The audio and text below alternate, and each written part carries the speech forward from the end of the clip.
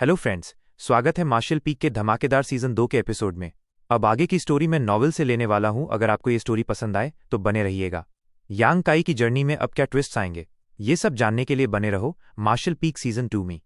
जिन हाओ के पुकारते ही अंधेरे जंगल में से एक छिपी आकृति बाहर निकली। दूसरी तरफ इतनी बेखौफी से खुद को दिखाना जिन हाओ को तनाव में डाल गया जैसे उसने चुपके से अपनी ट्रू क्यूई चलाई। उसे दूसरी तरफ की बेखौफ हरकतों से लगा कि उसका पहले का अंदाजा सही था, ये व्यक्ति शायद छिपा मास्टर हो। लेकिन जैसे आकृति की शक्ल साफ हुई, जिन हाओ की पुतलियां सिकुड़ गई, जैसे वह वहां स्तब्ध खड़ा रह गया, जैसे भूत देख लिया हो। उसके चेहरे पर पूरा अविश्वास के भाव। दरअसल उसके सामने खड़ा यांग काई भी काफी बेबस महसूस कर रहा था। दूसरी तरफ ने उसकी छिपने की जगह पक्की कर ली थी, तो और छिपने का क्या मतलब? जगह पर रहना मतलब पहल खोना होता, इसलिए उसने फैसला किया कि ईमानदारी से बाहर आना बेहतर है। चारों तरफ नजर दौड़ाकर यांग काई की भौहें सिकुड़ी। तुरंत उसकी मौजूदा मुसीबत के बारे में ढेर जानकारी मिल गई। तू, जिन हाओ चिल्लाया, तू कैसे? नहीं, तू जिंदा कैसे रह गया? यांग काई ने मुस्कुरा कर कहा, बिल्कुल, तू जिंदा कैसे रह सकता है? जिन हाओ की आवाज हैरानी से भरी थी। आधे साल से ज्यादा पहले घोस्ट किंग वैली के 3 डिसिपल्स ने यांग काई को मारने की कोशिश की थी। सबसे तेज यू चेनकुन ने उसका करीब से पीछा किया था, जबकि जिन हाओ और लेन शान थोड़ा पीछे थे। लेकिन जैसे ही दोनों ऊंची चट्टान के टॉप पर पहुंचे, उन्हें यू चेनकुन की मौत महसूस हुई थी। उस वक्त जिन हाओ को लगा था कि यांग काई ने यू चेनकुन को चट्टान से नीचे खींच लिया था, दोनों को मार डाला। लेकिन आधे साल से ज्यादा बाद वे फिर मिल गए थे, और इस बार यह हाई हेवन पवेलियन डिसिपल न सिर्फ पूरी तरह ठीक था, बल्कि आधे साल पहले से उसकी ताकत काफी बढ़ चुकी थी। तो मुझे मरा क्यों होना चाहिए? यांग काई ने ठंडी हंसी हंसी। क्या तू उस चट्टान से नहीं गिरा था?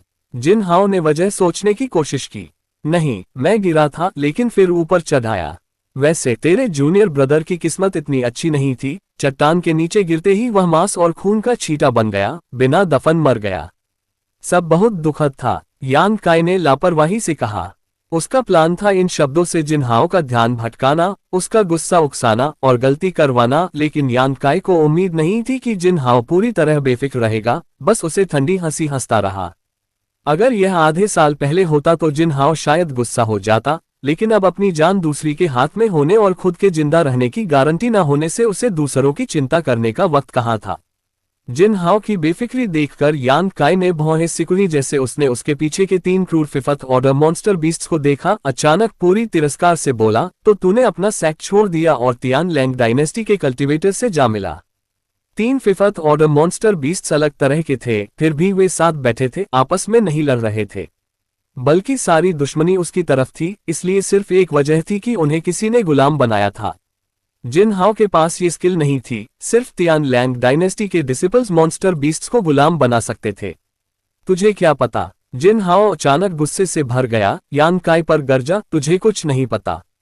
तू मेरी बुराई करने की हिम्मत कैसे करता है? खुद ही सही गलत फैसला करता है। अगर तेरे पास इतनी एनर्जी है तो पहले खुद का ख्याल कर। उसके पीछे के जानवरों की तरफ इशारा करके जिन हाओ ने हुक्म दिया, इसे मारो। यांग काई का चेहरा तन गया, सावधानी से इन 3 फिफ्थ ऑर्डर मॉन्स्टर बीस्ट्स को देखता रहा। लेकिन 3 जानवर सिर्फ यांग काई पर गरजते रहे। जिन हाओ के हमला करने के हुक्म को पूरी तरह नजरअंदाज किया। लानत है, वह छोटी हरामिन। जिन हाओ कोसने से खुद को नहीं रोक पाया। जीमो ने इन 3 मॉन्स्टर बीस्ट्स को उसके साथ भेजा था, लेकिन चूंकि वे उसके हुक्म नहीं मान रहे थे तो क्या फायदा। पफ्ट, हा हा हा हा हा। ये तमाशा अपने सामने होते देख यांग काई जोर से हंस पड़ा। जिन हाओ का चेहरा लाल से नीला हो गया, जैसे आग पर भूना फिर बर्फ में जमाया गया हो। शर्म से जवाब तक न दे पाया। यांग काई का मजाक और यह शर्मनाक हालत उसे पूरी तरह गुस्सा दिला चुके थे। मुठ्ठियां इतनी जोर से भींची कि खून निकला। वो अपने हंसते विरोधी पर कोसा, हंस ले, जितना हंसना है हंस ले, जैसे ही तुझे खत्म करूंगा फिर कभी हंस नहीं पाएगा। बात खत्म करके 2 भयानक सफेद पंजे अचानक फटे, ठंडी सिहरन छोड़ते हुए हवा जैसे तेज यांग काई की तरफ उड़े। ये भूत पंजे आगे बढ़े, उदास रोशनी और ठंडी आभा बनाते हुए यांग काई को घेर लिया, जैसे उसकी जान की ताकत खा रहे हों। यांग काई का चेहरा गंभीर हो गया। इस खाने का मुकाबला करने के लिए जल्दी अपनी युआन क्यूई उकसाई, जबकि जिन हाओ के हमलों से खुद को बचाया। उनकी कल्टीवेशन में काफी फर्क था। जिन हाओ true element boundary fifth stage पर पहुंच चुका था, क्यूई जियानशिंग से 2 माइनर रियल मूव पर। हालांकि अगर तुलना करें तो उनकी निजी लड़ाई की ताकत लगभग बराबर थी।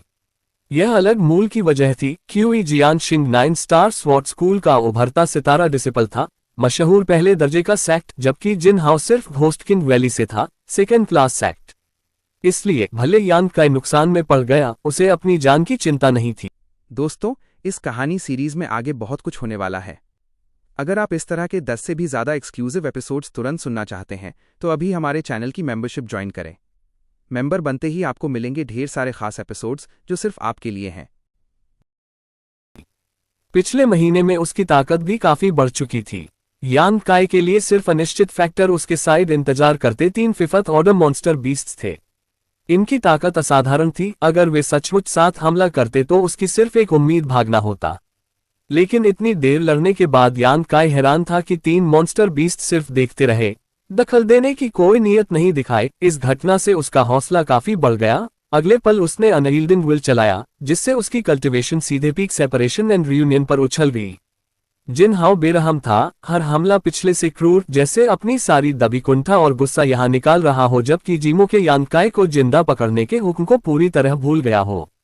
वह सिर्फ अपनी पूरी ताकत से इस छोटे हरामी को टुकड़े टुकड़े करने पर लगा था।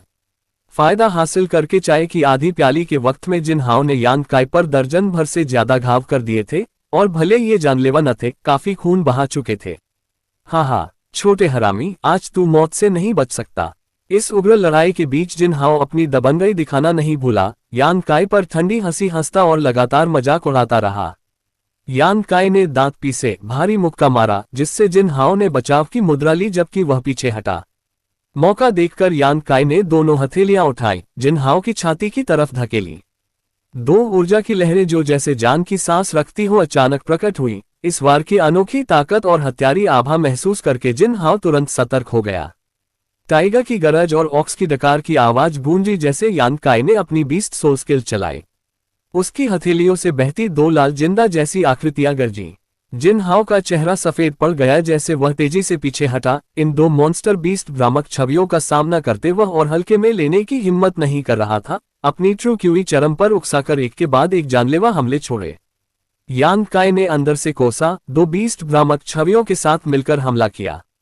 भले वह बीस्ट सोल स्किल दिखाने में कामयाब हुआ, लेकिन ये यान काई नहीं चाहता था। पिछले महीने उसने इस बीस्ट सोल स्किल के दूसरे इस्तेमाल पर रिसर्च की थी और उम्मीद थी कि यहाँ जिन हाओ को हराने के लिए इसे कामयाबी से इस्तेमाल करेगा, लेकिन आसमान उसे कामयाब नहीं होने दे रहा था। उसे अभी के लिए छोड़ना पड़ा। जिन हाओ सचमुच ट्रू एलिमेंट फिफ्थ स्टेज का मास्टर था। 2 बीस्ट भ्रामक छवियों के साथ लड़ते हुए भी यान काई निर्णायक फायदा नहीं ले पाया, ज्यादा से ज्यादा बराबरी पर रुक सका। थोड़ी देर बाद 2 बीस्ट भ्रामक छवियों की युआन क्यूई खत्म हो गई और वे गायब हो गईं।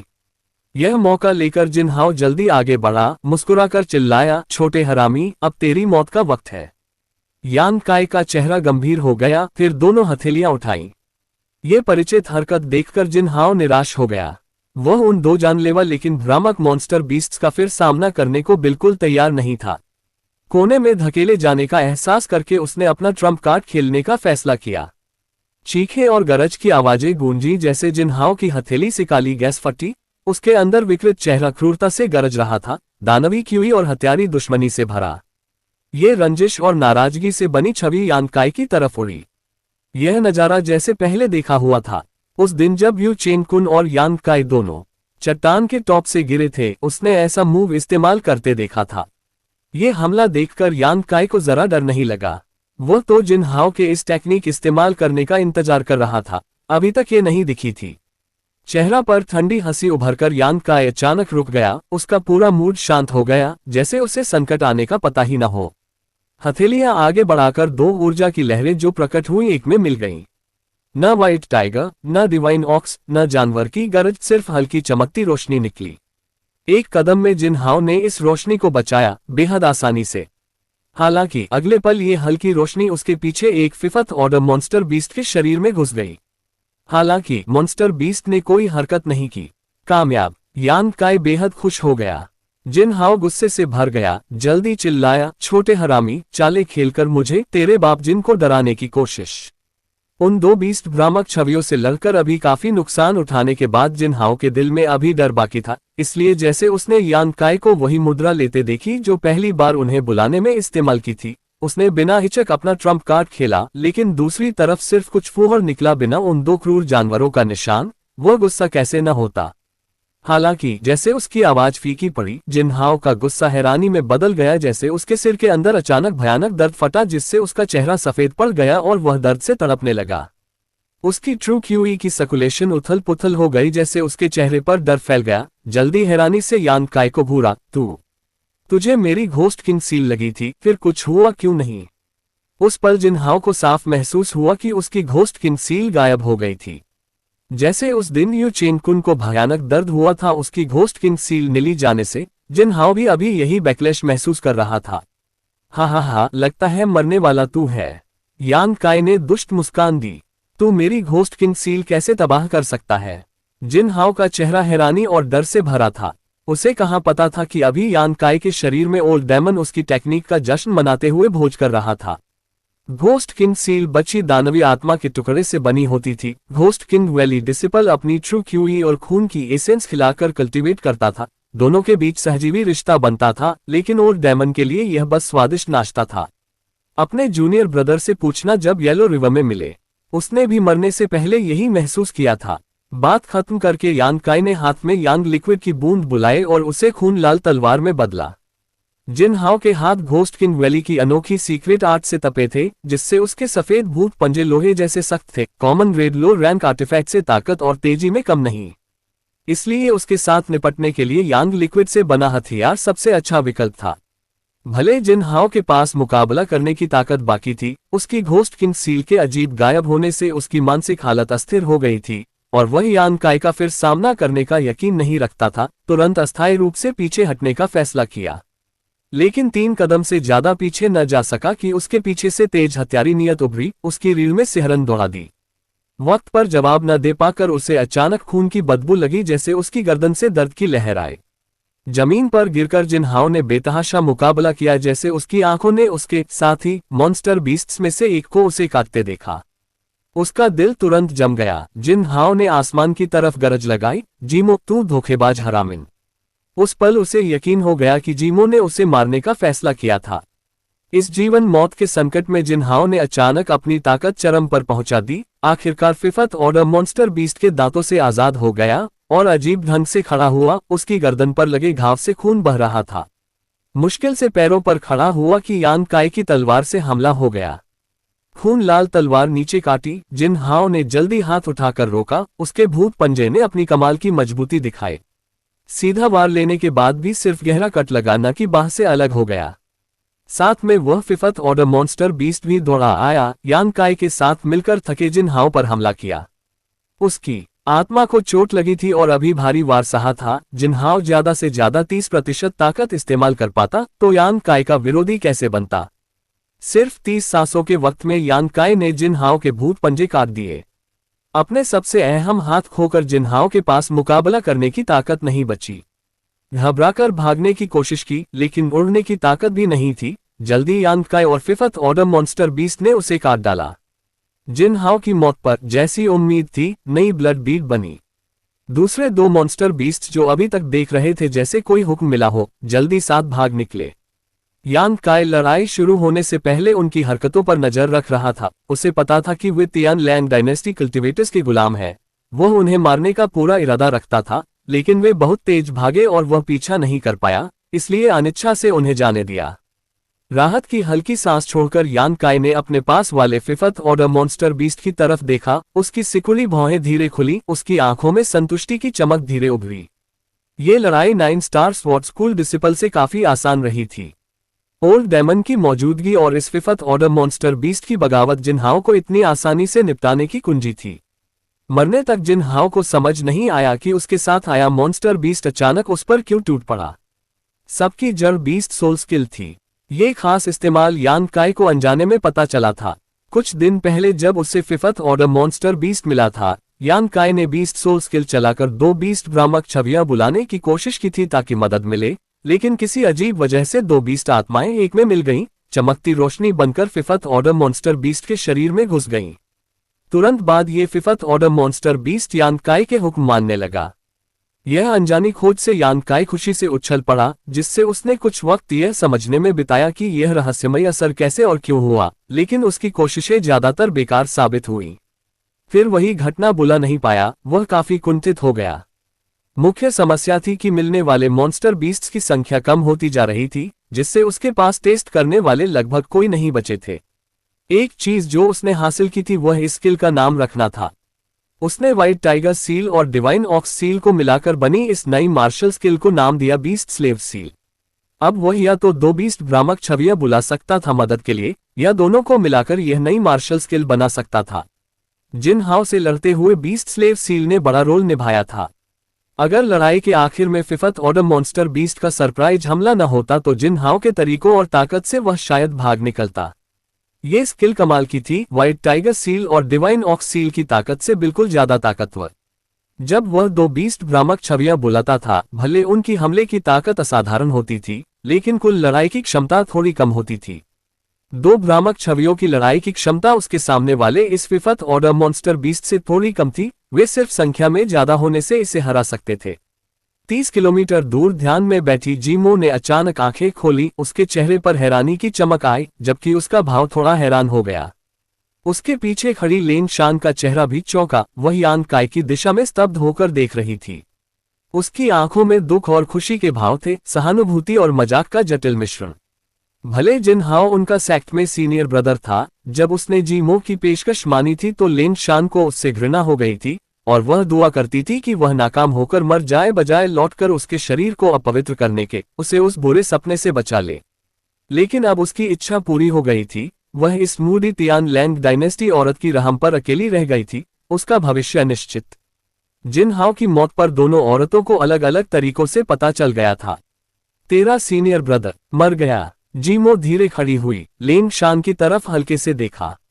हम मर गया तो अच्छा हुआ। लेंग शान ने ठंडी हंसी हंसी। ही सच, इतना बेकार आदमी मुझे और निराशा नहीं हो सकती। जीमो ने लापरवाही से मुस्कुराकर कहा। थोड़ी देर बाद भौहें सिकुड़कर सोचने लगी। लेकिन इस व्यक्ति में जरूर कुछ दम है, इतने कम वक्त में उसे मार डाला, वह कोई छोटी मछली नहीं। जीमो बात करते हुए उसकी आंखें चमक उठी, जैसे उसे नया खिलौना मिल गया हो। उसके सुंदर चेहरे पर उत्साह के भाव उभरे, यहां तक कि उसकी सांसें थोड़ी तेज हो गईं। हल्के कदम से जीमो यांग काई की दिशा में चल पड़ी। उसके चारों तरफ जमीन पर पड़े दर्जनों मॉन्स्टर बीस्ट्स खड़े हो गए और तेजी से उसके पीछे दौड़े। लेंग शान ने थोड़ी देर चारों तरफ देखा, फिर चुपके से पीछे चली। उसे पता था कि भागना नामुमकिन है। भले वह चारों तरफ के ढेर सारे मॉन्स्टर बीस्ट्स को नजरअंदाज कर भी ले, जीमो ने उसके शरीर में जो चीज डाली थी वह उसकी जिंदगी और मौत तय करने के लिए काफी थी। यांग काई ने जिन हाओ की मौत के बाद बनी ब्लड बीड समेटी और फिर अपने पास वाले फिफ्थ ऑर्डर मॉन्स्टर बीस्ट की तरफ मुड़ा। यह मेलिवोलेंट गोल्डन शेडो लेपर्ड था, शानदार जानवर जिसका कद पतला और शरीर की लकीरें चिकनी थीं। उसकी हर मांसपेशी में विस्फोटक ताकत छिपी थी, हर अंग पर 3 इंच स्टील फाड़ने वाले पंजे थे। यांग काई महसूस कर रहा था कि यह फिफ्थ ऑर्डर मॉन्स्टर बीस्ट अभी तक मारे गए कुछ से काफी ताकतवर था, शायद मिड स्टेज फिफ्थ ऑर्डर जानवर था। ट्रू एलिमेंट बाउंड्री फिफ्थ या 6th स्टेज कल्टीवेटर के बराबर। ये कहते हुए असली लड़ाई में वह ट्रू एलिमेंट बाउंड्री फिफ्थ या 6th स्टेज कल्टीवेटर का मुकाबला नहीं कर पाता। ट्रू एलिमेंट बाउंड्री 2nd या 3rd स्टेज वाला काफी होता उसे मारने के लिए। यांग काई को थोड़ा हैरान करने वाली बात उसकी ताकत नहीं थी, बल्कि उसकी मौजूदा हालत थी। उसे हमेशा लग रहा था कि वह पूरी तरह उसके कंट्रोल में नहीं है। यह एहसास बहुत परेशान करने वाला था और बीस्ट स्लेव सील के असर में नामुमकिन होना चाहिए था। हालांकि अभी यह मेलिवोलेंट गोल्डन शैडो लेपर्ड बेचैन था, लगातार सिर और पूंछ हिला रहा था, बार बार गरज रहा था। कुछ गलत था। थोड़ा सोचकर यांग काई ने अंदाजा लगाया कि तियान लैंग डायनेस्टी कल्टीवेटर्स द्वारा मॉन्स्टर बीस्ट्स को गुलाम बनाने का तरीका उसकी खुद की बीस्ट स्लेव सील से टकरा रहा था। उसके पास जाकर गोल्डन शैडो लेपर्ड को शांत करने की कोशिश करते हुए यांग काई ने हाथ उसके माथे पर रखा, अपनी युआन क्यूई उसके शरीर में डाली, किसी गड़बड़ी की तलाश में। उसकी युआन क्यूई 5-6 बार घूमने के बाद यांग काई को आखिरकार कुछ अजीब मिला। मेलिवोलेंट गोल्डन शैडो लेपर्ड के खोपड़ी के अंदर कुछ था जो अलग जीवन एसेंस छोड़ रहा था। यान काय का चेहरा गंभीर हो गया जैसे उसने मेलिवोलेंट गोल्डन शैडो लेपर्ड को घूरा उसे और असहज महसूस होता गया। अब उसे पूरी तरह पता चल गया था कि ये दूसरी जीवन रूप और उसकी बीस्ट स्लेव सील कंट्रोल के लिए लड़ रहे थे। दो शेर लड़ते तो दोनों घायल होते और चाहे कोई जीते आखिरकार घायल मेलिवोलेंट गोल्डन शैडो लेपर्ड ही होता। भौहें सिकुड़कर यान काय ने अपनी युआन क्यूई की मात्रा बढ़ाई जबकि सावधानी से उसका रास्ता कंट्रोल किया, क्योंकि विदेशी जीवन रूप मेलिवोलेंट गोल्डन शैडो लेपर्ड के बीस्ट कोर के पास था। जैसे ही उसका बीस्ट कोर खराब होता वह जरूर मर जाता। सिर्फ मेलिवोलेंट गोल्डन शैडो लेपर्ड के यान काय की युआन क्यूई से अभ्यस्त होने के बाद ही यान काय ने और डालने की हिम्मत की। ये प्रोसेस 3-4 बार दोहराने के बाद लेपर्ड के सिर के अंदर की चीज आखिरकार सहन नहीं कर पाए और तेजी से बाहर फटी, भागने की बेतहाशा कोशिश में। यह महसूस करके यान काय ने इसे पकड़ने पर ध्यान लगाया ताकि पता चले कि तियानलैंग डायनेस्टी कल्टीवेटर्स मॉन्स्टर बीस्ट्स को गुलाम बनाने के लिए कौन सा तरीका इस्तेमाल कर रहे हैं। 10 सांसों के वक्त के बाद लेपर्ड के माथे से करीब 3 सेंटीमीटर का कीड़ा निकला। यान काय ने तेजी से प्रतिक्रिया दी, हाथ बढ़ाकर उसे पकड़ लिया। जल्दी जांचते हुए उसने देखा कि यह कीड़ा सेंटीपीड और लीच के क्रॉस जैसा लगता था, लेकिन और कुछ समझने से पहले कीड़ा उसके उंगली से उसके शरीर में घुस गया। यान काय का चेहरा उदास हो गया, जल्दी अपनी युआन क्यूई चलाए। तुरंत कीड़ा उसकी ट्रू यांग युआन क्यूई में लिपट गया और उसके मेरिडियंस में कैद हो गया। भौहें सिकुड़कर यान काय रुका बजाय इसे क्रूरता से मारने के। उसे महसूस हो रहा था कि यह कीड़ा उसकी ट्रू यांग युआन क्यूई से बहुत डर रहा था। आखिर अगर न डरता तो पहले जब उसने अपनी युआन क्यूई लेपर्ड में डाली थी तो भागता क्यों? चूंकि उसकी ट्रू यांग युआन क्यूई इसे दबा सकती थी, जाहिर तौर पर उसे चिंता करने की कोई वजह नहीं थी। हिडन आइलैंड के वक्त को याद करके हेवन डिवाउरिंग इंसेक्ट भी उसके शरीर में घुसा था, लेकिन वह अभी वाले कीड़े से कहीं ज्यादा ताकतवर था। सावधानी से जांचते हुए यान काय महसूस कर रहा था कि उसके मेरिडियंस में कीड़ा कांप रहा था, गुस्ताखी करने की हिम्मत नहीं कर रहा था। बिल्ली देखी चूहे से ज्यादा डरा हुआ। इस कीड़े से कुछ अजीब ऊर्जा भी निकल रही थी, बहुत हल्की थी और अगर वह ध्यान से जांच न करता तो उसे पता ही न चलता। ओल्ड डेमन, इस कीड़े को देख, इसमें कुछ अजीब है। यान काय ने भौहें सिकुड़ी। ओल्ड डेमन जल्दी सोल ब्रेकर अवल में कूदा और उस जगह पहुंचा जहां यान काय ने इस कीड़े को कैद किया था। काफी देर जांचने के बाद निष्कर्ष निकाला, युवा मास्टर, इस कीड़े में तियानलैंग डायनेस्टी कल्टीवेटर्स में से किसी की डिवाइन सेंस की धागी जुड़ी है। डिवाइन सेंस की धागी? यान काय ने भौहें सिकुड़ी। वे सब सिर्फ ट्रू एलिमेंट बाउंड्री पर है ना? किसी ने अभी डिवाइन सेंस कल्टीवेट नहीं की होगी तो ये कैसे किया? ओल्ड डेमन हंसा, युवा मास्टर, भूल गए। आपके इस पुराने नौकर पर डिवाइन सेंस की किरण छपी है, लेकिन आप भी उनके जैसे हैं, अभी डिवाइन सेंस कल्टीवेट नहीं कर सकते। यान काय को अचानक रोशनी आई, मतलब किसी ने उनकी मदद की। ओल्ड डेमन बोला, हाँ, पुराना नौकर को शक है कि उनके सेक्ट में उनके मास्टर ने इन कीड़ों की आत्माओं में डिवाइन सेंस की धागी डालकर मदद की ताकि वे इन्हें अपनी मर्जी से कंट्रोल कर सकें। वे इन कीड़ों को कंट्रोल करते हैं, जबकि ये कीड़े मॉन्स्टर बीस्ट्स में घुसकर उन्हें गुलाम बनाते हैं। यान काय की आंखें चमकी जैसे उसके दिमाग का सारा बोझ अचानक हट गया। कुछ दिन पहले चेन शुएशु ने यान काय को बताया था कि हर तियानलैंग डायनेस्टी कल्टीवेटर ने सैकड़ों मॉन्स्टर बीस्ट्स गुलाम बना रखे हैं। तब से वह हमेशा सोचता था कि ये कुछ लोग इतने सारे मॉन्स्टर बीस्ट्स को कैसे कंट्रोल कर सकते हैं। लेकिन अब सब साफ था, वे मॉन्स्टर बीस्ट्स को कंट्रोल नहीं कर रहे थे, बल्कि इन अजीब कीड़ों को कंट्रोल कर रहे थे, और ये कीड़े मॉन्स्टर बीस्ट्स की हरकतें तय करते थे। यहां तक सोचकर यान काय जल्दी जिनहाओ की मौत वाली जगह पर पहुंचा। धूल में छाना और जैसा शक था, अवशेषों में दबी एक लगभग वैसी ही कीड़ा मिला। उसे हाथ से पकड़कर अपने शरीर में घुसने दिया। यान काय ने ओल्ड डेमन को जांचने का हुक्म दिया। थोड़ी देर बाद पुष्टि हुई कि इस कीड़े में भी डिवाइन सेंस की धागी थी। तो जिनहाओ तियानलैंग डायनेस्टी कल्टीवेटर्स के साथ मिलकर नहीं काम कर रहा था। यान काय बड़बड़ाया, शायद उसके शरीर में इस कीड़े की वजह से वह तियानलैंग डायनेस्टी कल्टीवेटर्स से मिलकर काम करने पर मजबूर था। ये भी समझाता था कि उसके साथ आए 3 मॉन्स्टर बीस्ट्स उसके हुक्म क्यों नहीं मान रहे थे। उन्हें शायद लगता था कि जिनहाओ की हैसियत उनकी बराबर है। थोड़ा दुखद था, लेकिन शायद यही सच था। जीमो, ये नाम जिनहाओ ने चिल्लाया था। क्या उसे कंट्रोल करने वाली तियानलैंग डायनेस्टी कल्टीवेटर का नाम जीमो था? यान काय सोचते हुए उसके दिमाग में दुष्ट ख्याल आया, जैसे उसके चेहरे पर क्रूर मुस्कान उभरी। जल्दी पूछा, ओल्ड डेमन, अगर मैं अपनी ट्रू यांग युआन क्यूई से इन कीड़ों को जला दूं तो उस तियानलैंग डायनेस्टी कल्टीवेटर को चोट पहुंचेगी। जरूर, भले आप इन कीड़ों से जुड़ी सिर्फ 2 डिवाइन सेंस की धागियां तबाह करेंगे, अगर वह तैयार न हो तो जरूर चोट खाएगी। हे, यान काय हंसने से खुद को नहीं रोक पाया, जैसे उसके दिमाग में कई अलग अलग साजिशें आ गईं जिनसे वह इसका फायदा उठा सकता था। हालांकि ओल्ड डेमन ने अचानक बीच में टोका, युवा मास्टर, पुराने नौकर के पास मजेदार सुझाव है। हे। ओह, सुनाओ तो। यान काय को ओल्ड डेमन की हंसी से पता था कि उसका ख्याल उसके खुद के से भी ज्यादा दुष्ट जरूर होगा। जीमो ने अपनी मॉन्स्टर बीस्ट आर्मी को जिन्हाओ की मौत वाली जगह पर ले जाकर धूल के ढेर में तलाश शुरू की। हालांकि काफी देर तलाशने के बाद भी वह अपनी सोल कंट्रोलिंग इंसेक्ट नहीं ढूंढ पाए और उसका चेहरा सेकंड दर सेकंड ठंडा होता गया। तियान लैंग डायनेस्टी कल्टिवेटर्स के पास हर सोल कंट्रोलिंग इंसेक्ट बेहद कीमती था, कीड़े की वजह से नहीं बल्कि इसलिए कि हर एक में डिवाइन सेंस की धागी जुड़ी होती थी। ये गंभीर मामला था। जैसे ही कोई कीड़ा दुश्मन के हाथ लगता और तबाह होता, सोल से जुड़ी डिवाइन सेंस को चोट लगती थी। अगर यह उग्र लड़ाई के बीच होता तो हार तय होती और जान बचाना भी संदिग्ध। इसलिए जब भी उसका कंट्रोल किया मॉन्स्टर बीस्ट मरता, जीमो तुरंत उसकी जगह पर पहुंचकर अपनी सोल कंट्रोलिंग इंसेक्ट वापस लेती।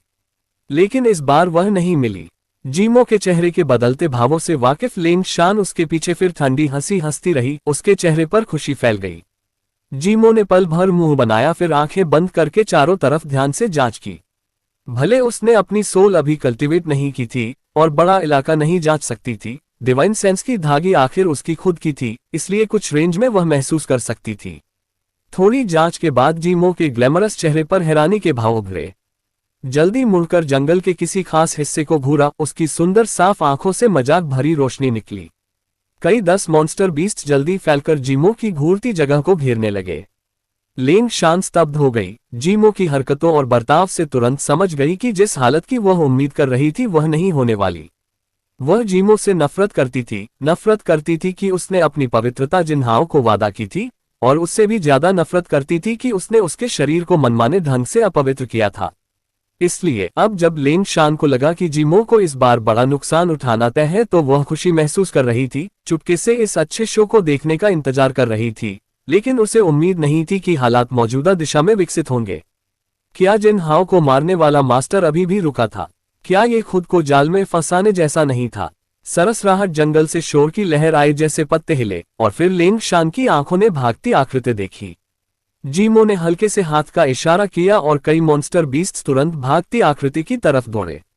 क्रूर मुस्कान के साथ हंसकर वह चिल्लाई, भागने की कोशिश मत कर, तू बच नहीं सकता। मेरी सोल कंट्रोलिंग इंसेक्ट तेरे शरीर में है। भले तू धरती के छोर तक भागे, फिर भी मुझे वापस आना पड़ेगा और मेरा गुलाम बनना पड़ेगा जब तक तू दुख का मतलब नहीं सीखना चाहता। धत, मुझे पता था वह कीड़ा अजीब है। जंगल से गुस्से भरी कोसने की आवाज आई। जितनी ज्यादा कोसने की आवाज आई, जीमो के चेहरे पर घमंडी भाव उतना बड़ा, लगभग हंसते हुए जमीन पर गिर पड़ी। उसके पीछे लेंग शान ने चुपके से आह भरी, जैसे उसके दिल की छोटी उम्मीद तुरंत फट गई। आखिरकार जिन्हाओ को मारने वाला आदमी अब सोल कंट्रोलिंग इंसेक्ट के कंट्रोल में था। क्या वह किसी तरह का मूर्ख या बेवकूफ था? जंगल में छिपा व्यक्ति सचमुच भागने की कोशिश छोड़कर जल्दी मॉन्स्टर बीस्ट्स के झुंड से घिर गया, जल्दी कैदी बन गया। सिर्फ पल भर बाद वे उसे बाहर निकालकर जीमो के सामने पेश करने पर मजबूर कर दिया। इस व्यक्ति का चेहरा देखकर लेंग शान खुद को कांपने से नहीं रोक पाई, जैसे उसकी आंखों में हैरानी की चमक आए।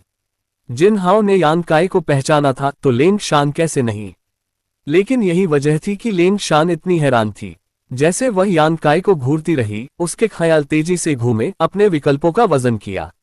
यान काय का चेहरा अनिच्छा और बेबसी दिखा रहा था जैसे वह चला। आखिरकार जीमो और लेंग शान से करीब 100 मीटर दूर खड़े होकर वह कड़वी मुस्कान देकर पूछा, लड़की, ये लांती कीड़ा क्या है? यह मेरे तियान लैंग डायनेस्टी का अनोखा पाला सोल कंट्रोलिंग इंसेक्ट है। जब तक ये तेरे शरीर में रहेगा तू मेरा गुलाम है। जीमो ने धैर्य से समझाया। जैसे उसने यान काय को देखा, उसका सुंदर चेहरा हैरानी से भर गया जब उसे पता चला कि वह सिर्फ किशोर है, और सोचा कि जिन्हाओ को इतनी आसानी से मारने वाला व्यक्ति इतना युवा कैसे हो सकता है। हाँ धत, मुझे जिन्हाओ के अवशेष कभी तलाशने नहीं चाहिए थे। यान काय ने गहरी आह भरी, जैसे उसके चेहरे पर दर्द और दुख भर गया। तुरंत मुस्कुराकर बोला, लड़की, अब मैं तेरा नौकर हूँ, तू मुझे कैसे सेवा करने देना चाहती है? क्या रात को तेरी बिस्तर गर्म करूँ? जीमो ने मोहक मुस्कान दी, उसका चेहरा अनंत आकर्षण से भर गया। तू कोशिश कर सकता है, लेकिन मुझे शक है तू मुझे संतुष्ट कर पाएगा। दूसरी तरफ इतनी बेखौफ होने से यान काई की आंखें घूम गईं। ये देखकर जीमो को जाहिर तौर पर उसके दुख में मजा आ रहा था, उसकी मुस्कान अचानक और चमकदार हो गई। अगर मैं तुझे उपयोगी जानकारी बताऊं तो क्या मुझे जाने देगी? लेंग शान ने अचानक बीच में बोला, उसकी चमकदार आंखों की जोड़ी यान काई को घूर रही थी जैसे वह बोली, सिलाविन, जीमो तुझे छोड़ने की क्यों जहमत करेगी? Equals smiley face. उपयोगी जानकारी। जीमो की दिलचस्पी जाग गई। यह उसके बारे में है। लेंग शान का चेहरा भावहीन रहा जैसे उसने यान काई की तरफ इशारा किया। यान काई, जो अभी तक आराम से लग रहा था, अचानक सख्त हो गया, चुपके से अपनी युआन क्यू युक्साए। भले उसे पता न हो कि यह घोस्ट किंग वैली महिला डिसिपल क्या कहेगी, उसे यकीन था कि यह उसके लिए फायदेमंद नहीं होगा। मॉन्स्टर बीस्ट से घिरा होने से अगर भागना जरूरी हुआ तो वह सिर्फ अपनी फ्लेमिंग यांग विंग्स पर निर्भर रह सकता था। पहले वादा कर, लेंग शान ने मूलभाव जारी रखा। मैं तुझे आजाद नहीं कर सकती। जीमो ने धीरे सिर हिलाया जबकि लेंग शान का भाव नहीं बदला, चुपके से उसके जारी रखने का इंतजार किया। आखिर उसे यहां अपनी आजादी मिलने की उम्मीद नहीं थी। हालांकि मैं तेरे साथ बेहतर बर्ताव कर सकती हूं, कम से कम, और फायदा नहीं उठाऊंगी। याद रख जो अभी वादा किया, वरना भले मुझे तेरे साथ मरना पड़े, मैं ऐसी अपमान फिर नहीं सहूंगी। अपना मकसद हासिल करके लेंग शान ने फिर यान काई की तरफ इशारा किया। इस व्यक्ति की सीक्रेट आर्ट प्यो यान टेक्निक है। लेंग शान ने पहले यान काई से लड़ाई की थी, इसलिए जाहिर तौर पर उसकी युआन क्यूई की प्रॉपर्टी जानती थी, और यह प्रॉपर्टी ठीक उन सोल कंट्रोलिंग इंसेक्ट्स का दुश्मन थी। इसलिए जब लेंग शान ने यान काई को पहली बार पहचाना तो उसे यकीन था कि वह उन कीड़ों के असर में नहीं है, बल्कि वह नाटक कर रहा है ताकि किसी साजिश को अंजाम दे। लेंग शान को लगा कि उसकी मौजूदा ताकत से यान काई जीमो को नहीं मार सकता, खासकर जब वह दर्जनों मॉन्स्टर बीस्ट से घिरा हो। जैसे ही वह हमला करने का फैसला करता वह मर जाता। अगर वह मर जाता तो कुछ नहीं बदलता, लेकिन अगर वह इस साजिश को पहले उजागर करती तो खुद के लिए कुछ फायदे हासिल करने का मौका मिलता। इसलिए थोड़ी हिचकिचाहट के बाद लेंग शान ने जीमो को बताने का फैसला किया। आगे क्या होता उसकी परवाह नहीं थी, वह सिर्फ अपनी हालत सुधारने की परवाह करती थी। जीमो की मुस्कान तुरंत सख्त हो गई। जल्दी मुड़कर ठंडे से यान काई को घूरा, उसकी आंखें हत्यारी नियत से भर गईं। जैसे ही वह मुड़ी, यान काई ने सोल कंट्रोलिंग इंसेक्ट को अपने शरीर से बाहर निकाल दिया, उसे हाथ में दबाकर मुस्कुराया। मुझे पता है इस कीड़े में तेरी डिवाइन सेंस की धागी जुड़ी है, इसलिए अगर चोट नहीं खाना चाहती तो बेहतर होगा आज्ञाकारी बने, वरना मैं इसे तुरंत राख कर दूंगा। जीमो का भाव उदास हो गया, उसका सुंदर चेहरा सफेद पड़ गया। यान काई ने बार बार ठंडी हंसी हंसी, उसका बर्ताव अब अविश्वसनीय रूप से शांत था। लेंग शान भावहीन रही, पूरे हालात से बेफिक्र। पल भर बाद जीमो अचानक मुस्कुराई, तुझे इसे तब जलाना चाहिए था जब मैं तैयार नहीं थी ताकि सबसे ज्यादा नुकसान पहुंचा सके। शायद अगर तू करता तो भाग सकता था, लेकिन तूने बड़ी गलती की और मुझे ब्लैकमेल करने की कोशिश की। ओह, कृपया समझाओ। यान काई ने भौहें उठाई, फिर अपना शांत भाव फिर से अपनाया। जीमो ने ठंडे से जवाब दिया, तुझे लगता है मेरी डिवाइन सेंस की धागी उन कीड़ों से जुड़ी है, लेकिन क्या तुझे पता था कि मैं वह धागी वापस ले सकती हूँ? बात करते हुए जीमो के ख्याल चमके, तुरंत सोल कंट्रोलिंग इंसेक्ट से जुड़ी डिवाइन सेंस की धागी खुद में वापस ले ली। हालांकि यान काई न सिर्फ डरा नहीं दिखा, बल्कि हंसने लगा। उसकी आवाज बड़ी से बड़ी होती गई, आखिरकार गरज जैसे। उसकी बेलगाम और बेशर्म हंसी सुनकर जीमो को लगा कुछ बहुत गलत है। ये छोटा हरामी बहुत शांत था, या शायद पागल हो चुका था, लेकिन उसके घमंडी और तिरस्कारी भाव को देखते वह साफ पागलपन के संकेत नहीं दिखा रहा था।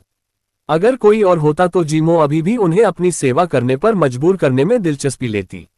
अफसोस, चूंकि इस लड़के की सीक्रेट आर्ट यांग युआन क्यूई कल्टीवेट करती थी, उसके कंट्रोल में आने की एक भी संभावना नहीं थी। इसलिए जीमो का चेहरा हत्यारी नियत से भर गया। जैसे उसने हाथ उठाया, अपने मॉन्स्टर बीस्ट्स को उसे मारने का हुक्म देने का इरादा किया। उस पल यान काई हंसना रोककर ठंडे से जीमो को घूरा। वह ठंडी हंसी हंसा, तू मुझे मारना चाहती है? आह! जीमो अचानक चीखी और सिर पकड़ लिया जबकि उसका नाजुक शरीर जोर से कांपा। यह अचानक बदलाव लेंग शान को चौंका गया, जैसे वह पूरी तरह जम गई। उसके चेहरे पर हैरानी फैल गई, जैसे वह जीमो को दर्द में तड़पते देख रही थी। आखिरकार अपना ध्यान यान काई पर मोड़ा, सिर्फ उसे पहले जैसा शांत और बेफिक्र देखने के लिए। पूरा नजारा उसे लगा जैसे वह सपना देख रही हो। क्या हुआ दोनों के बीच? अभी आखिर क्या हुआ? लेंग शान ने दोनों को किसी तरह लड़ते नहीं देखा था, बल्कि वह बस हंसा और जीमो अचानक दर्द में ढह गई। तारांकन आह! तारांकन जीमो के नाटकीय बदलाव से उसके मॉन्स्टर बीस्ट्स में प्रतिक्रिया हुई। उनमें से कुछ तो दांत निकालकर यान काई पर गरजे, कदम दर कदम उसके पास आ रहे थे। अपने मॉन्स्टर बीस्ट्स को पीछे हटने का हुक्म दे, वरना मैं तेरी सोल कुचलकर तुझे बेवकूफ बना दूंगा, यान काई ने धमकी दी।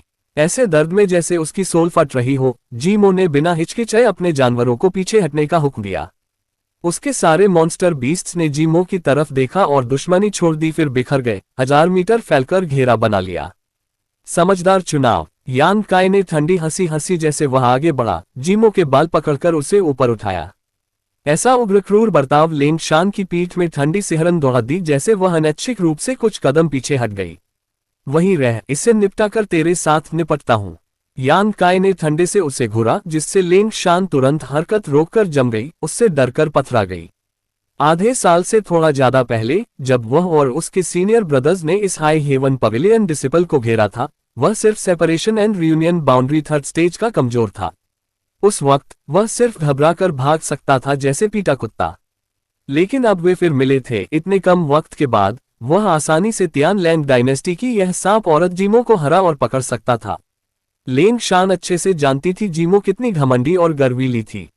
अपनी सोल कंट्रोलिंग इंसेक्ट से वह अनगिनत मॉन्स्टर बीस्ट्स और कल्टिवेटर्स को गुलाम बना सकती थी। इस अलग दुनिया में उसकी लड़ाई की ताकत चरम से परे थी, तो ऐसी व्यक्ति चाय की आधी प्याली के वक्त से कम में अब इस छोटे हरामी यान काई की पूरी रहम पर कैसे हो सकती थी। सोचकर कि कैसे उसने अभी इस मॉन्स्टर को कुछ छोटे फायदों के बदले बेचने की कोशिश की थी, लेंग शान डर से लगभग ढह गई। हालात बहुत तेज बदले थे। जीमो की चीखें धीरे रुक गईं, सुगंधित पसीने से ढकी, उसके पूरी तरह तर कपड़े उसके शरीर से चिपक गए, उसकी कमाल आकृति पूरी तरह यान काई के सामने खोलकर।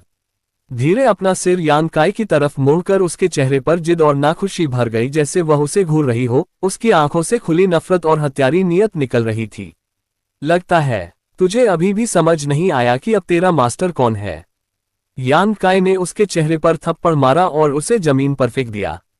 जीमो की चीखों की आवाज फिर फटी, और इस बार और दुखद थी। दर्द में चिल्लाती जीमो लगातार जमीन पर लुढ़क रही थी, जैसे दुनिया की सबसे असहनीय यातना महसूस कर रही हो। उसकी चीखों की आवाज लेंग शान के कानों में भरकर उसे अनैच्छिक रूप से कांपने पर मजबूर कर रही थी। नहीं और नहीं, कृपया, मैं विनती करती हूँ, रोक दो। जीमो किसी तरह संघर्ष करके यान काई के सामने घिसट कर आए, हाथ बढ़ाकर उसके टखने को पकड़ा, इतनी जोर से पकड़ा कि उसका हाथ सफेद पड़ गया।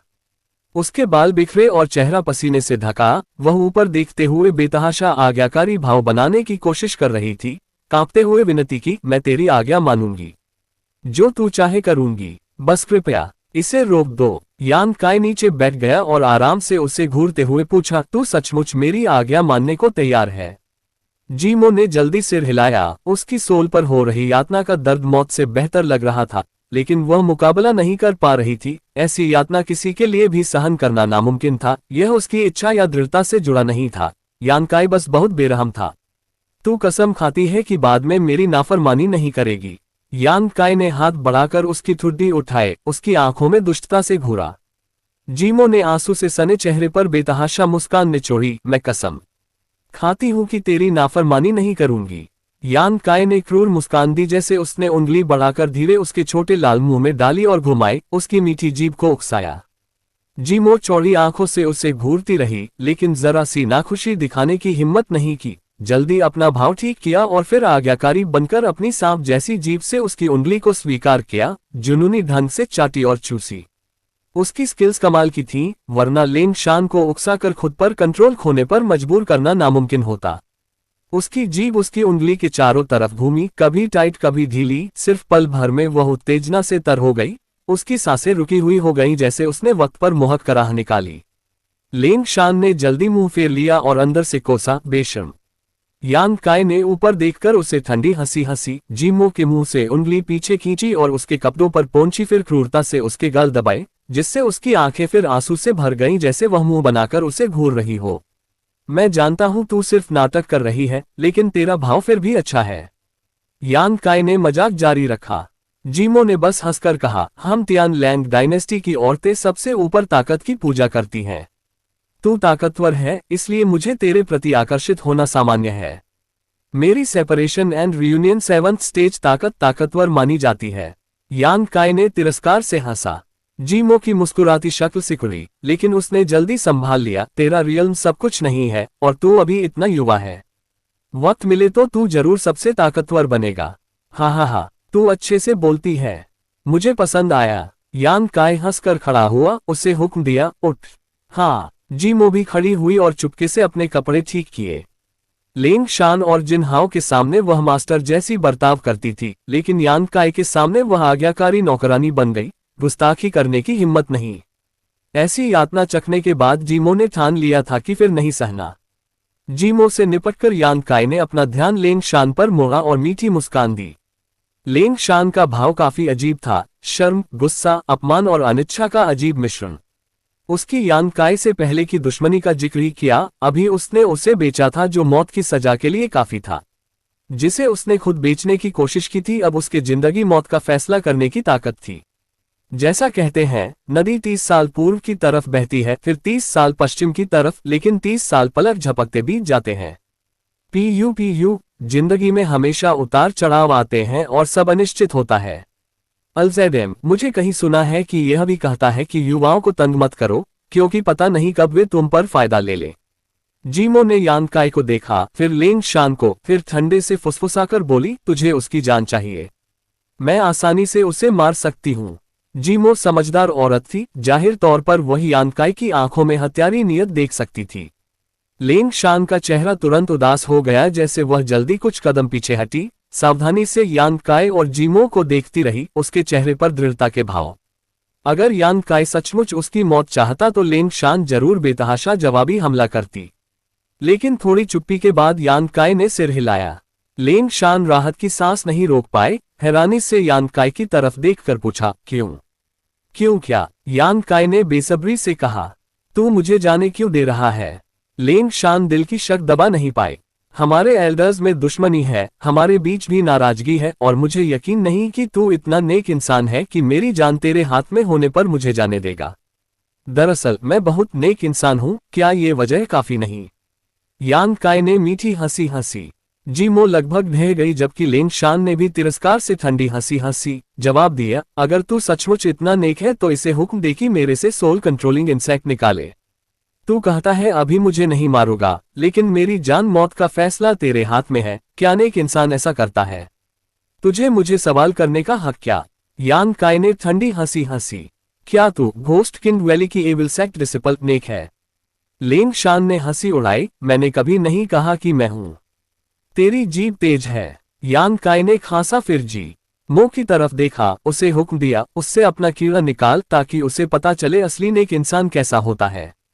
जीमो का शरीर कांपा, जैसे वह अविश्वास से यान काय को घूर रही हो। उसे कभी सपने में नहीं सोचा था कि यह लड़का ऐसा फैसला लेगा। क्या वह बेवकूफ है? बिना सोल कंट्रोलिंग इंसेक्ट के वह इस औरत को कैसे कंट्रोल करेगा? यहां तक कि लेंग शान भी यह वाक्य सुनकर पल भर स्तब्ध रह गई, लेकिन तुरंत उसकी आंखों में खुशी की चमक उभरी। मुझे फिर न कहना पड़े। यान काय ने ठंडे से जीमो को घूरा, बाद वाली सिर्फ कड़वी मुस्कान दे पाए जैसे वह लेंग शान के पास गई। उसके दिल में हार का एहसास। वह और लेंग शान में बड़ा फर्क था। भले लेंग शान और इस युवक में दुश्मनी थी, आखिर दोनों ग्रेट हान डायनेस्टी कल्टिवेटर्स थे, इसलिए इन हालातों में उन्हें साथ आना चाहिए था।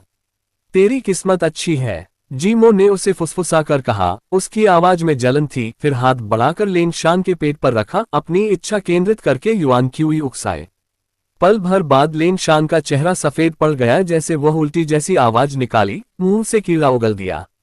जीमो ने जल्दी अपना कीड़ा समेट लिया, जबकि लेंग शान और सहन नहीं कर पाए, साइड भागकर लगातार उल्टी करने लगी। मुंह पोंछकर वह धीरे वापस आए, उसका चेहरा जटिल भावों से भरा, जैसे वह यान काय को देख रही हो। अचानक आजादी मिलने से वह हैरान थी। जिन हाओ को तूने मारा? थोड़ी चुप्पी के बाद लेंग शान ने पूछा। हाँ, यान काय ने सिर हिलाया। अगर बदला लेना चाहती है तो मौका दे सकता हूँ। उस हरामी का बदला नहीं लूंगी। लेंग शान ने धीरे सिर हिलाया, उसकी आंखों में अचानक क्रूर चमक उभरी, जैसे उसने यान काय की तरफ हथेली मारी, ठंडी मुस्कान दी, लेकिन मुझे अभी भी यकीन नहीं कि तू मुझे सचमुच आजाद करेगा। उसकी हथेली से भयानक चीखता चेहरा निकला, सीधे यान काय के शरीर में घुस गया। ये घोस्ट किंग वैली की परम सीक्रेट स्किल थी, घोस्ट किंग सील। जीमो का भाव उदास हो गया, जैसे वह लेंग शान की तरफ बढ़ी, लेकिन यान काई ने बस हाथ उठाकर उसे रोका। तू। लेंग शान जल्दी पीछे हटी, हैरानी से यान काई को घूरा। जब किसी को घोस्ट किन सील लगती थी तो आमतौर पर खुद को कंट्रोल करना नामुमकिन होता था। बची आत्मा का टुकड़ा पहले व्यक्ति की समझ नष्ट करता था, फिर शरीर पर कब्जा कर लेता था। लेंग शान अपनी हालत अच्छे से समझती थी। इस अलग दुनिया में खतरे से भरी, भले वह आजाद हो गई थी, जिंदा रहने की ज्यादा उम्मीद नहीं थी, और अगर दूसरे तियान लैंग डायनेस्टी कल्टिवेटर्स से मिलती तो जरूर या तो मारी जाती या फिर गुलाम बना ली जाती। सब सोचकर उसने फैसला किया कि यान काई की समझ नष्ट करके उसका शरीर हथियाना बेहतर होगा। यान काई को कंट्रोल करना मतलब जीमो को कंट्रोल करना था, जो उसे जिंदा रहने के लिए काफी पूंजी देता। लेकिन अब जब उसकी घोस्ट किन सील का कोई असर नहीं हुआ तो वह हैरान कैसे न होती। तू सचमुच नेक औरत नहीं है, यान काई ने धीरे सिर हिलाया। वह लेंग शान की अनिच्छा और महत्वाकांक्षा पहले से देख चुका था। अभी तक उसके बर्ताव सिर्फ उसे घोस्ट किन सील इस्तेमाल करने के लिए उकसाने की चाल थी। मेरी घोस्ट किन सील का तूने क्या किया? लेंग शान ने पूछा। वापस चाहती है? ठीक है, ले ले। यान काई ने ठंडे से हंसी। वह भयानक चेहरा अचानक उसके शरीर से बाहर निकला, फिर लेंग शान में वापस घुस गया। लेंग शान और रुकने की हिम्मत नहीं की, जल्दी मुड़ी और जंगल में भाग गई। साइड से सब देखती जीमो आखिरकार पूछने से खुद को नहीं रोक पाए। तू उसे सचमुच जाने देगा? उसने अभी तुझे मारने की कोशिश की थी, पता है। जो मेरे खिलाफ साजिश करते हैं हमेशा कीमत चुकाते हैं। यान काई ने दुष्ट मुस्कान दी और जैसे उसकी आवाज फीकी पड़ी, लेंग शान दुखद चीखते हुए जमीन पर ढह गई। ये परिचित आवाज सुनकर जीमो कांप उठी। अभी उसने यही यातना सहन की थी। असहनीय दर्द मौत मांगने पर मजबूर कर देता था, जबकि मुकाबला नामुमकिन। लेकिन इस बार वह सिर्फ दर्शक बन गई थी। ये हरामी आखिर किया क्या? जीमो पूरी तरह हैरान थी। लेंग शान को मिली यातना जीमो से कहीं ज्यादा दुखद थी। पूरी अगरबत्ती जलने तक चीखती रही, लेकिन सिर्फ इसलिए रुकी क्योंकि लेंग शान पूरी तरह बेहोश हो गई थी। यान काई ने ठंडे से हुक्म दिया, इसे यहाँ वापस लाओ। हाँ। जीमो जल्दी आगे गई, बेहोश लेंग शान को उठाया और वापस लाए। जैसे वह लेंग शान के पसीने से तर शरीर को देख रही थी, जीमो को सहानुभूति का एहसास नहीं रोक पाए। सिलाविन, हा, यहाँ मैं खुद को खो बैठा। मैं रिकवर करूंगा, मुझे डिस्टर्ब मत करना। यान काई साइड चला गया, क्रॉस लेग बैठा और ध्यान करने लगा। आधे दिन बाद लेंग शान धीरे जागी, लेकिन जैसे ही जागी फिर चीखने लगी। थोड़ी देर बाद बेहोश हो गई। ये देखकर जीमो की पीठ में ठंडी सिहरन दौड़ी, जिससे वह यान काई की सेवा और सावधानी से करने लगी।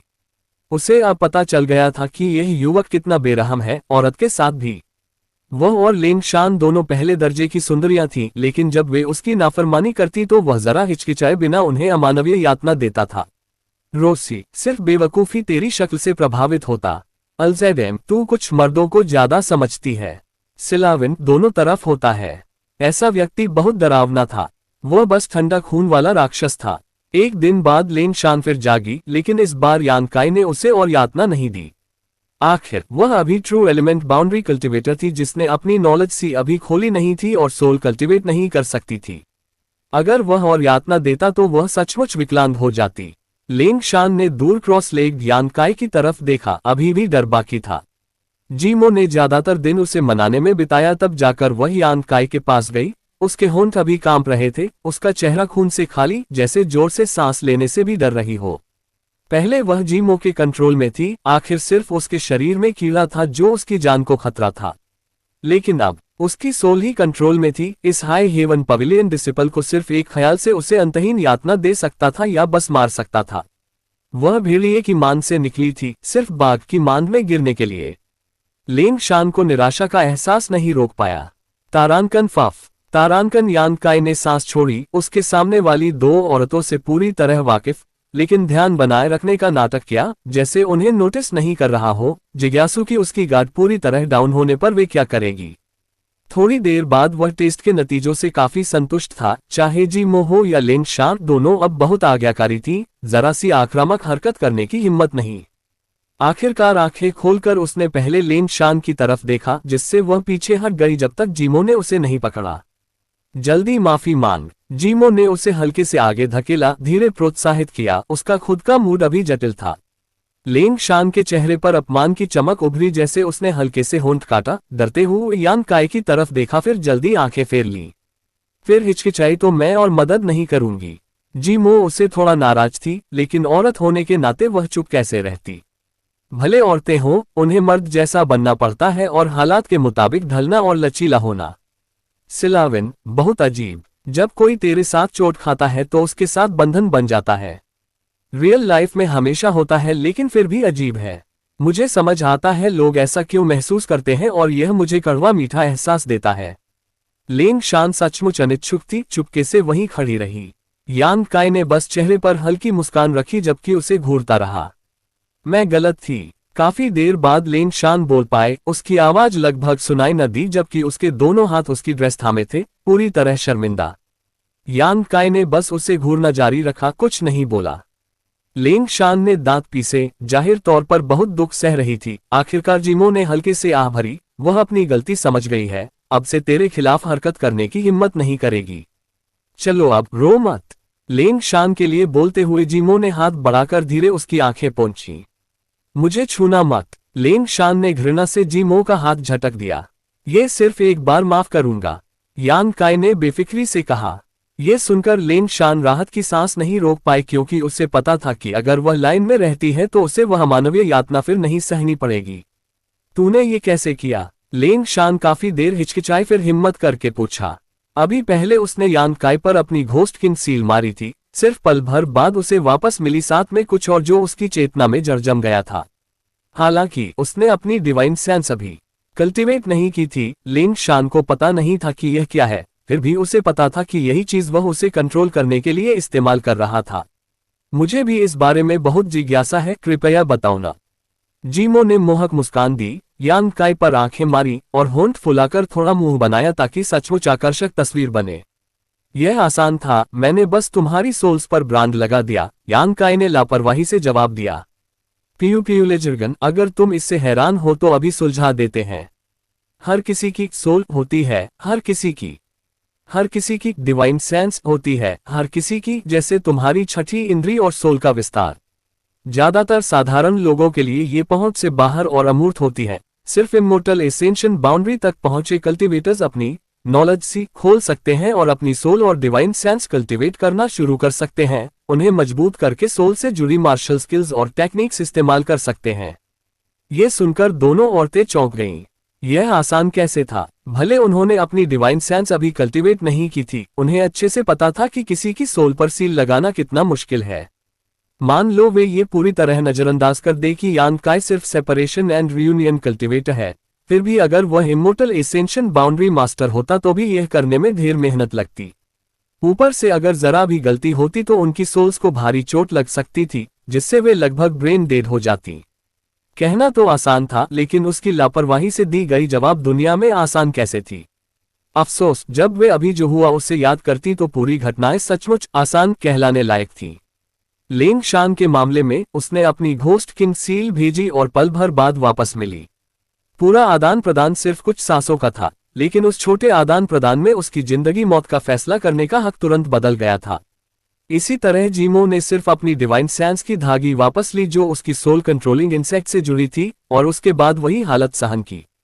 इस बिंदु पर उनके सामने ये लड़का जिन्हाओं को मार चुका था, लेकिन नहीं गया था, इसलिए जाहिर तौर पर उसने शुरू से ये सब प्लान किया था, बस जीमो के उसके लिखे स्क्रिप्ट के मुताबिक चलने का इंतजार कर रहा था। हास्यास्पद ढंग से जीमो सचमुच दौड़ी आई थी, उसके नाटक में पूरी तरह फंस गई थी और बिल्कुल वैसा बर्ताव किया जैसा वह चाहता था, जिससे वह उसकी गुलाम बन गई। ये सब याद करके जीमो का दिल डूब गया, जैसे उसमें अंतहीन अफसोस भर गया। यहाँ तक कि उसके सोल कंट्रोलिंग इंसेक्ट्स जलाने की धमकी भी जाहिर तौर पर उसे वह डिवाइन सेंस की धागी वापस लेने पर मजबूर करने की चाल थी। जाहिर तौर पर उसने उस डिवाइन सेंस की धागी पर पहले से ब्रांड लगा दिया था। यान काय को घूरते हुए जीमो ने गहरी आह भरी, तू सचमुच सिर्फ separation and reunion boundary 7th stage पर है। उसके सवाल पर यान काय ने धीरे सिर हिलाया। सिलाविन, लानत है ट्रोल। जीमो ने जवाब सुनकर अपना घमंडी सीना थपथपाया और मोहक हंसी, अच्छा, सिर्फ separation and reunion 7th stage cultivator ये सब कैसे कर सकता था? तू सचमुच किस रियल्म पर पहुंचा है? यान काय ने हंसकर अपनी आभा कांपाई और उससे अदृश्य दबाव फैलने लगा।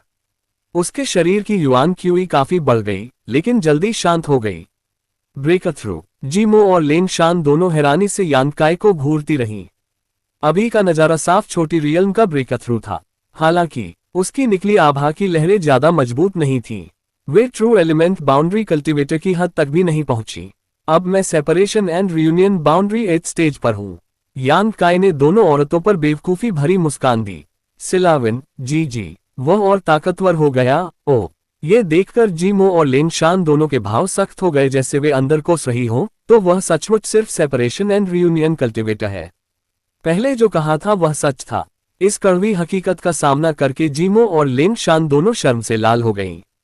दोनों में से एक ट्रू एलिमेंट 4th स्टेज पर थी, जबकि दूसरी ट्रू एलिमेंट 6th स्टेज पर पहुंच चुकी थी, और दोनों अपने अपने सेक्स में स्वर्ग की पसंदीदा बेटियां थीं। हालांकि यान काई का सामना करते दोनों तुरंत हार गईं और सिर्फ नौकरानी बनकर रह गईं। ये तथ्य उन्हें शर्मिंदा कर रहा था। दोनों के चेहरे पर कड़वी मुस्कान उभरी, लेकिन दो औरतों को कहने को शब्द नहीं मिले। तुम दोनों आजाद बर्ताव कर सकती हो, भले मैं तुम्हारी जिंदगी मौत कंट्रोल करता हूं। जब तक तुम मेरे हुक्म मानोगी और मेरे खिलाफ साजिश नहीं करोगी, मैं तुम्हें ज्यादा शर्मिंदा नहीं करूंगा। इसलिए आपसे अगर किसी को या मॉन्स्टर बीस्ट को मारना चाहो तो मार सकती हो। अगर मुझे तुम्हारी जरूरत पड़ी तो बुलाऊंगा। बात खत्म करके यान काई ने फिर आंखें बंद कर लीं। लेंग शान और जीमो धीरे पीछे लौटी और आखिरकार दर्जन भर मीटर दूर रुक गईं। दोनों में से कोई यान काई के ज्यादा पास रहना नहीं चाहती थी, कहीं वह उनकी नीयत गलत न समझ ले। ये लड़का सचमुच अनोखा है। जीमो ने दूर यान काई को देखते हुए बड़बड़ाया। लेंग शान ने मुंह बनाया और अभी उससे खुद को झुकाने को याद करके अपमान महसूस किया। उसकी दबी नफरत फिर भड़क उठी। देर सबेर मैं इसे इसकी कीमत चुकाऊंगी। जीमो ने उसे देखकर हंसकर कहा, सिर्फ अगर पहले उसके कंट्रोल से बचने की ताकत हासिल कर ले। तू भी। लेंग शान की सुंदर आंखें हत्यारी नियत से भर गईं, जैसे वह जीमो को घूर रही हो। मत सोच, मैं भूल गई हूं कि तूने मुझे कितना अपमान दिया था। जीमो ने शरारती हंसी हंसी, तू इतनी नाराज क्यों है? मैंने तुझे किसी तरह चोट तो नहीं पहुंचाए, और वैसे तुझे भी मजा आया था ना? मुझे पता है तेरे जवाब सच थे। तू हरामिन। लेंग शान गुस्से से चिल्लाई और उसका चेहरा चटक लाल हो गया। अगर फिर इसका जिक्र किया तो तुझे मार डालूंगी। जीमो ने उसे लापरवाही से घूरा। हमारी जिंदगी मौत अब हमारे हाथ में नहीं है, इसलिए मुझे नफरत साइड रखना बेहतर होगा। हमें सबसे ज्यादा चिंता करनी चाहिए कि जिंदा कैसे रहें। तूने उसका हमारे साथ बर्ताव देखा है, वो जरा रहम नहीं दिखाता, इसलिए अगर हम उसे सचमुच नाराज कर दे तो जरूर हमें मार डालेगा। हाँ, लेंग शान ने क्रूर मुस्कान दी, जैसे वह जीमो का मजाक उड़ा रही हो। अब तुझे पता चला कैसा लगता है? गुलाम बनने का स्वाद कैसा लगा? हाँ, हम दोनों औरतें इस हालत में फंसी हैं, तू इतनी कड़वी क्यों बनी है? अब से हमें एक दूसरे की मदद करनी चाहिए। जीमो ने भौहें सिकुड़ी। लेंग शान रुकी और गहरी सांस ली। भले उसके दिल में ढेर नाराजगी थी, उसे मानना पड़ा कि जीमो ने जो कहा सही था, इसलिए थोड़ी हिचकिचाहट के बाद आखिरकार पूछा, तू क्या करना चाहती है? उसे बहकाना। जीमो के चेहरे पर उत्साह चमका। वो 16-17 साल का लगता है, हमसे बस कुछ साल छोटा। भले वह कितना बेरहम बर्ताव करे, आखिर वही युवा मर्द है जो अपने लन से सोचता है न। तू और मैं दोनों विश्व स्तरीय सुंदरियां हैं, तो इस छोटे हरामी को अपनी उंगलियों पर नचाना कितना मुश्किल होगा।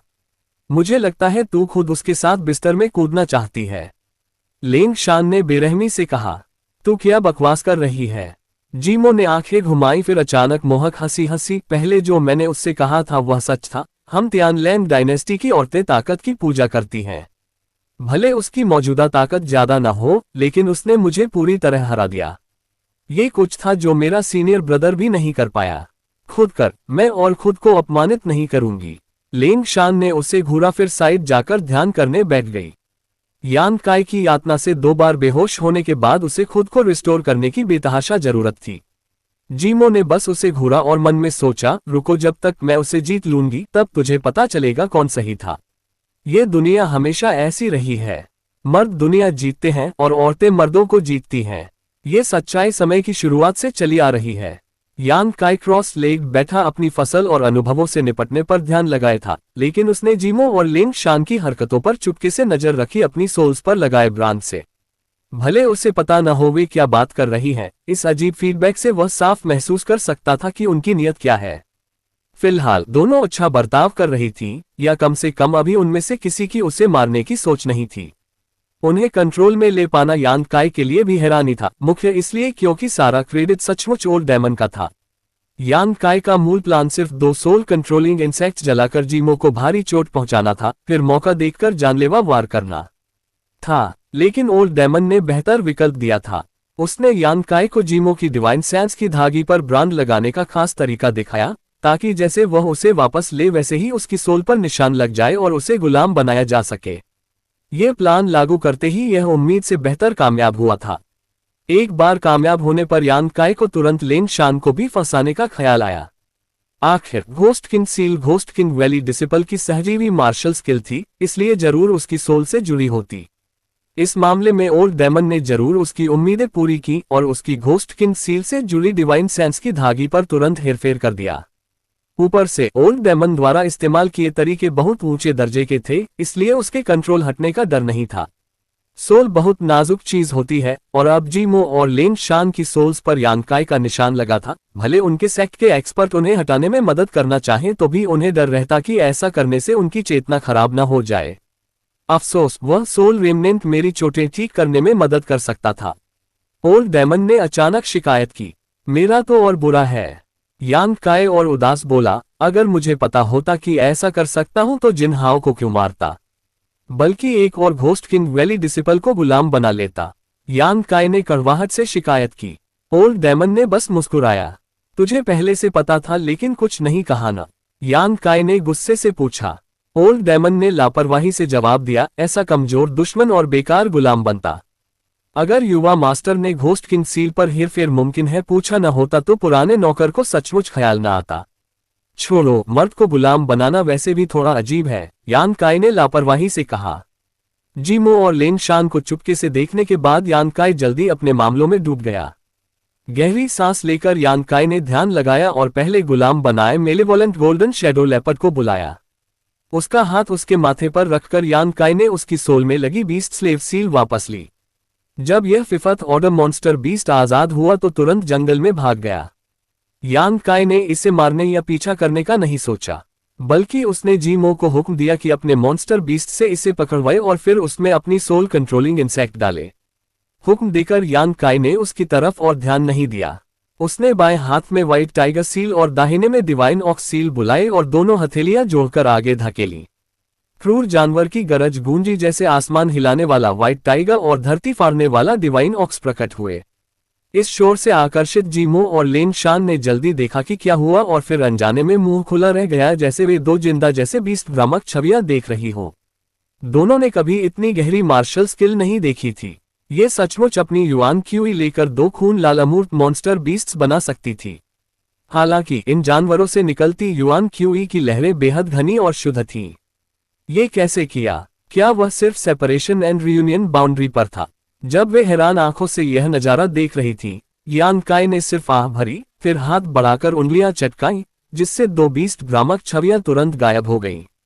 कई बार इस्तेमाल करने के बाद यांग काई को इस बीस्ट सोल स्किल की कमजोरी पता चल गई थी कि चाहे वह कितना कोशिश करे, वह एक बार में सिर्फ एक व्हाइट टाइगर भ्रामक छवि और एक डिवाइन ऑक्स भ्रामक छवि बुला सकता था। बीस्ट सोल स्किल दोनों बीस्ट भ्रामक छवियां बुलाती है, डिवाइन ऑक्स और व्हाइट टाइगर। भले यांग काई दोनों को मिलाता, वह दूसरी बीस्ट भ्रामक छवि नहीं बना सकता था। सिर्फ जब वह बीस्ट स्लेव सील कुचलता तभी फिर जोड़ी बुला सकता था। यह शायद उस चीज से जुड़ा था जो दोनों ताकतवर मॉन्स्टर बीस्ट्स ने उसके शरीर में छोड़ी थी।